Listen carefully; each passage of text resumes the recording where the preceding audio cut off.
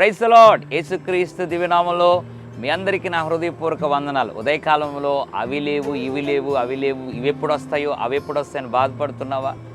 ఈ ఉదయకాల సమయంలో దావీదు అనబడిన భక్తుని జీవితంలో నుండి ఒక అద్భుతమైన మాటను దేవుడు జ్ఞాపకం చేయాలని ఆశపడుతున్నాడు. మనందరికీ తెలిసినటువంటి కీర్తన 23వ అధ్యాయం 1వ వచనం, యెహోవా నా కాపరి, నాకు లేమి కలగదు. ఉదయకాల సమయంలో ఏవైతే నీకు లేవో ప్రస్తుతం నాకు తెలియదు, కానీ దేవుడైతే నీలో ఉన్నాడు, నీతో ఉన్నాడు, నీ కుటుంబంతో ఉన్నాడు.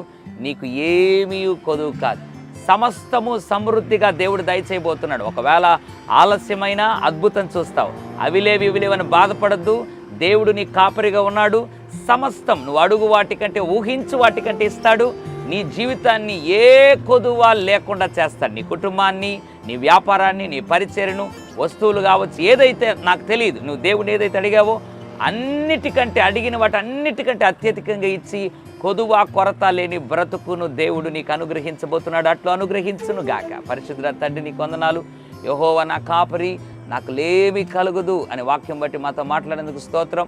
ఎంతమంది అయితే ప్రభువా ఇంకా అవి లేవి ఇవి లేని బాధపడుతున్నారో ఒక్కసారి కనికరించి దావీదు అనుభవంలో ప్రభు రాసిన మాటను బట్టి ప్రభు వారికి కూడా నీవు కాపరిగా ఉండి ఏ కొదువ లేకుండా నడిపించమని యేసు నామములో ప్రార్థిస్తున్నాను తండ్రి. ఆమెన్. God bless you.